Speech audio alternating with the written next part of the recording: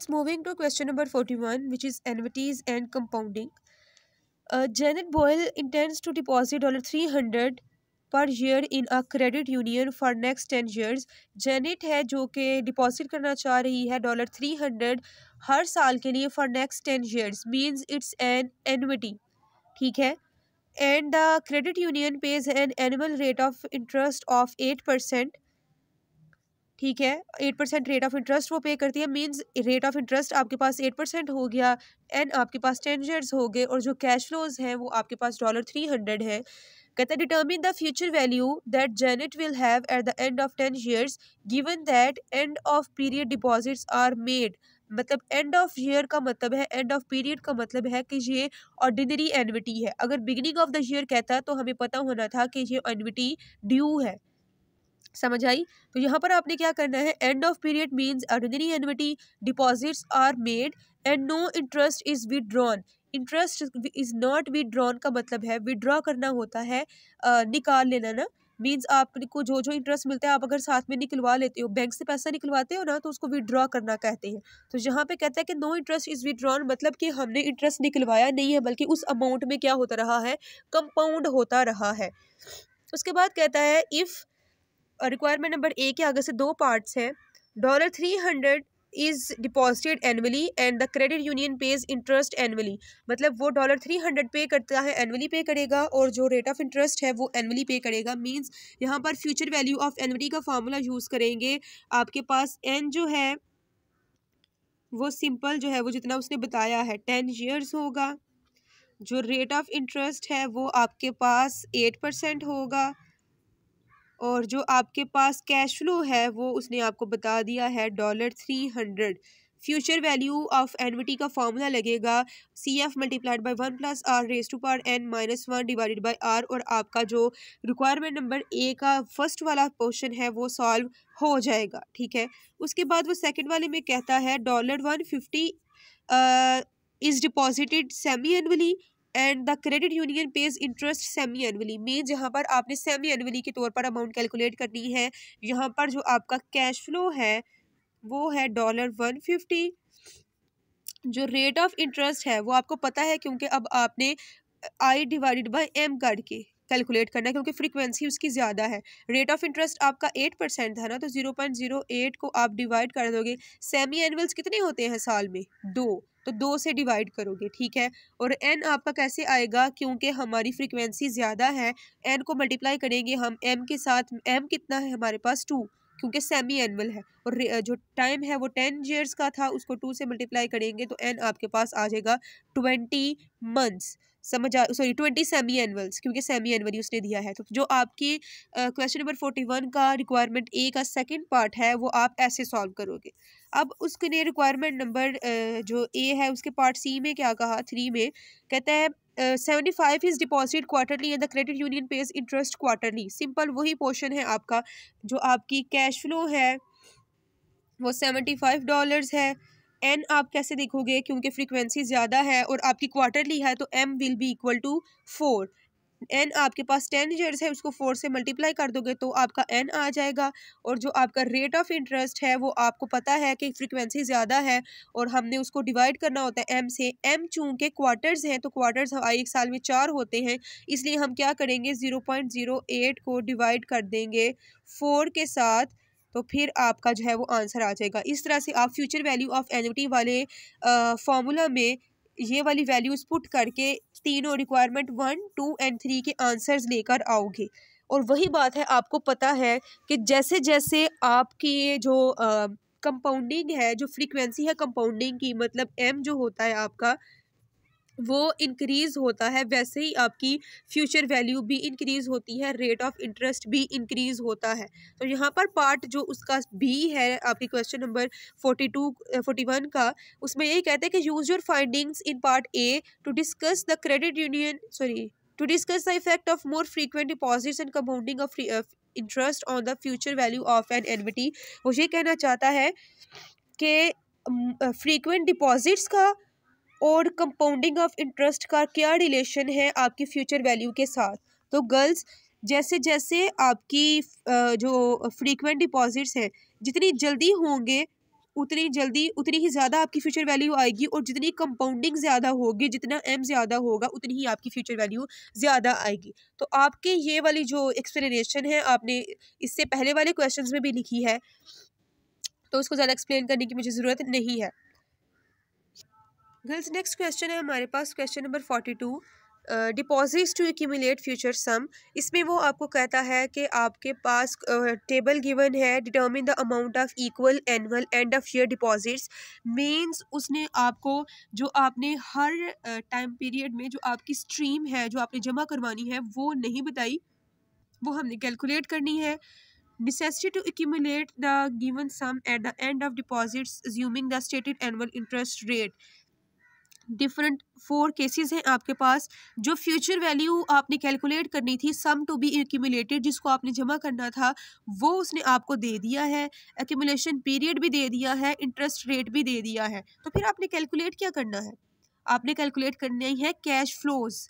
आपने वो amount calculate करनी है जो कि आप हर साल जमा करवाते रहोगे, तो फिर उस जमा करवाने के बाद आपको end of the time period ये अमाउंट्स रिसीव होंगी। तो उसके लिए आप क्या करोगे? फॉर्मूला यूज़ करोगे फ्यूचर वैल्यू ऑफ एन्युटी का। फॉर्मूला आपको पता है, future value of annuity is equal to, यहाँ पे एक सेकेंड, ये फॉर्मूला है आपके पास फ्यूचर वैल्यू ऑफ एन्युटी का, C F multiplied by 1 plus r raise to power n minus 1 over r. अब आपके पास फ्यूचर वैल्यू भी गिवन है, रेट ऑफ इंटरेस्ट भी गिवन है, n भी गिवन है। जो आपने फाइंड करना है वो है कैश फ्लोज। तो सिंपल आप इसी फार्मूला से कैश फ्लोज कैलकुलेट कर सकते हो। कैसे करोगे? सी एफ यहाँ पर है, ये वाला जो पूरा फैक्टर है वो यहाँ पर सी एफ से क्या हो रहा है? मल्टीप्लाई। मैथ का जनरल रूल है कि कोई भी अमाउंट जब किसी के साथ मल्टीप्लाई हो रही होती है, हम उसको इक्वल के दूसरी साइड पर लेकर जाते हैं तो वो डिवाइड हो जाती है। तो यहाँ पर हम यही करेंगे, फ्यूचर वैल्यू डिवाइडेड बाय ये जो भी है सारा फैक्टर मैं इस साइड पे लिख रही हूँ, 1 plus r raise to power n minus 1 over r is equal to C F. इससे आप 1 बाय 1 अपनी वैल्यूज़ कैलकुलेट कर सकते हो। ये आपके सामने मैंने फ्यूचर वैल्यू ऑफ एन्युटी का फॉर्मूला ही यूज़ किया है, क्योंकि हमने सी एफ की वैल्यू को कैलकुलेट करना था, इसलिए ये वाला फैक्टर इस इधर सी एफ से मल्टीप्लाई हो रहा था, उससे उधर जाके फ्यूचर वैल्यू से डिवाइड हो जाएगा। तो आप सी एफ कैलकुलेट कर सकते हो। क्वेश्चन नंबर जो आपका 42 है उसमें 1 बाय 1 हर केस के लिए आपने ये वाला फॉर्मूला यूज़ करना है। ये आपके पास डिफरेंट केसेस हैं, फ्यूचर वैल्यूज़ ये हैं, ये एन आपके पास गिवन है और रेट ऑफ इंटरेस्ट आपके पास ये है। इस तरह से आपका क्वेश्चन नंबर 42 भी हो जाएगा। नेक्स्ट क्वेश्चन, क्वेश्चन नंबर 43 है, क्रिएटिंग अ रिटायरमेंट फंड। इसमें कहता है to supplement your planned retirement in exactly 42 years you estimate that you need to accumulate $2,20,000 by the end of 42 years from today. Means आपकी जो future value जो आप accumulate करना चाह रहे हो वो है $2,20,000, और जो आपका एन गिवन है वो है 42 ईयर्स।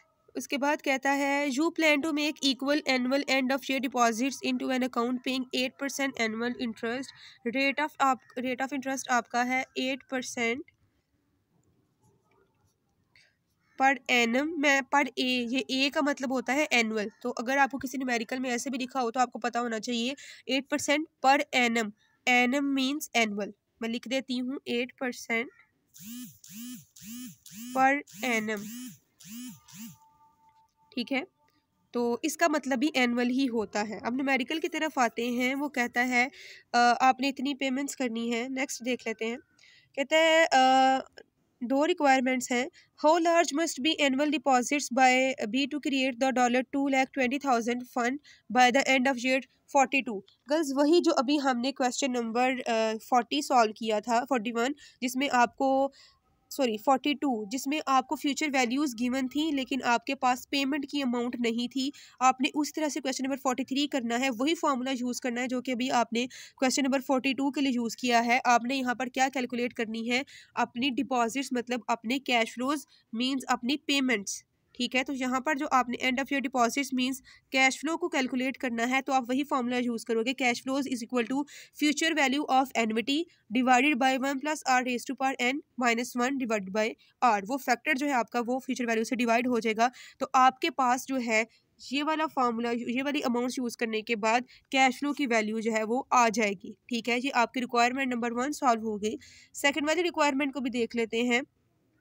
कहता है if you can afford to deposit only $600 per year into the account, मतलब अगर आपकी जो कैश फ्लोज हैं वो $600 हों, how much will you have accumulated bye the end of the 42nd year, आपको 42 ईयर्स के बाद कितनी अमाउंट एक्यूमुलेट होगी। मतलब यहाँ पर आपने क्या कैलकुलेट करनी है, फ्यूचर वैल्यू ऑफ एन्युटी। वही फार्मूला फ्यूचर वैल्यू का आपने यूज़ करना है। यहाँ पर जो आपकी कैश फ्लो या फिर पेमेंट है वो $600 की होगी। रेट ऑफ इंटरेस्ट आपका वही होगा जो भी उसने पीछे बताया था, 8%। और एन आपके पास कितना है, सॉरी 42 ईयर्स। ठीक है, ये वाली अमाउंट्स को यूज़ करके आपका जो रिक्वायरमेंट नंबर बी है वो भी सॉल्व हो जाएगी for question number 43। Girls, moving to question number 44 which is finding interest rates. इस क्वेश्चन में वो कह रहे हैं you want to borrow $24,000 for a tax payment.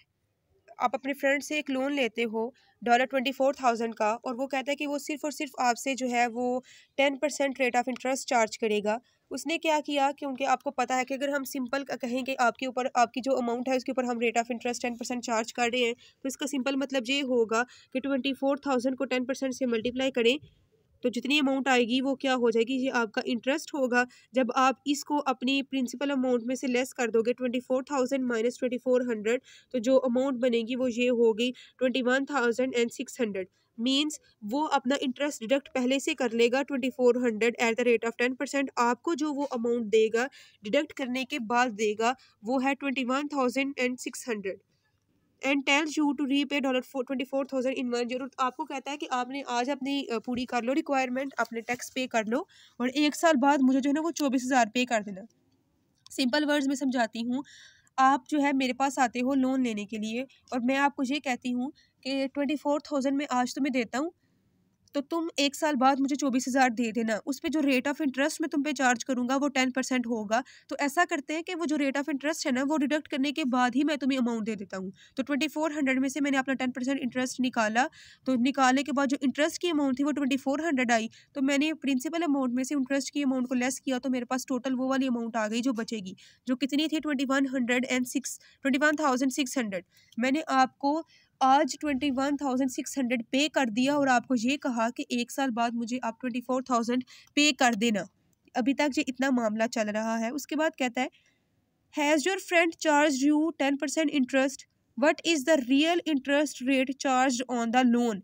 अगर हम इसको टाइम वैल्यू ऑफ मनी के हिसाब से देखें तो क्या उसने आपसे सही अमाउंट ऑफ इंटरेस्ट चार्ज की है या फिर नहीं की। तो गर्ल्स, बहुत ही सिंपल सा क्वेश्चन है, थोड़ा सा ट्रिकी है और पेपर में मे भी आ भी जा सकता है कि आपसे क्या उसने सही तरीके से इंटरेस्ट चार्ज किया है या फिर नहीं किया। मैं आपको बताती हूँ, आपकी जो प्रिंसिपल अमाउंट है वो कितनी है 24,000, जो कि आपने आज से 1 साल के बाद क्या करनी है, रीपे करनी है। मींस आपके पास जो एन है वो क्या है 1 ईयर। रेट ऑफ इंटरेस्ट जो उस पर्सन ने आपसे चार्ज किया वो है 10%। आपके पास प्रेजेंट वैल्यू, सॉरी ये फ्यूचर वैल्यू है ना, एक सेकेंड, आपने आज से बाद जो है वो पे करना है। इट मीन्स कि it is a future value. ये आपके पास फ्यूचर वैल्यू होगी क्योंकि आपने 1 साल बाद पे करनी है ना। It's is future value. अब आपने कैलकुलेट क्या करनी है, प्रेजेंट वैल्यू ऑफ 24,000, ताकि आपको पता चले कि जो उसने आपसे 21,600 जो है वो लिया है, आपको दिया है, क्या वो फेयर अमाउंट है या फिर नहीं। तो आप यहाँ पर प्रेजेंट वैल्यू का फॉर्मूला लगा के इसको कैलकुलेट करोगे। मैं आपके सामने जो है इसको कैलकुलेट करती हूँ, आंसर बताती हूँ आपको इसका। ये प्रेजेंट वैल्यू का फॉर्मूला आपके सामने लिखा हुआ है। फ्यूचर वैल्यू आपके पास जो है वो 24,000 है। रेट ऑफ इंटरेस्ट 10% है, उसको 1 में ऐड किया, उसका ले लिया फॉर 1 ईयर है तो 1 ईयर लेंगे, 1 के साथ इसको डिवाइड कर देंगे, मल्टीप्लाई कर देंगे अपनी फ्यूचर अमाउंट के साथ विच इज़ 24,000। आपकी जो present value time value of money के अकॉर्डिंग आती है वो है $21,818। ठीक है, 818। ठीक है, ये आपकी जो कैलकुलेट करोगे आप तो फिर आएगी, तो ये अमाउंट बनती है। पॉइंट के बाद वाला मैं नहीं लिख रही। ये आपके पास आ गई है प्रेजेंट वैल्यू। मींस उसको आपको आज के दिन पे इतनी अमाउंट पे करनी चाहिए थी, उसने आपको कितनी पे की है 21,600।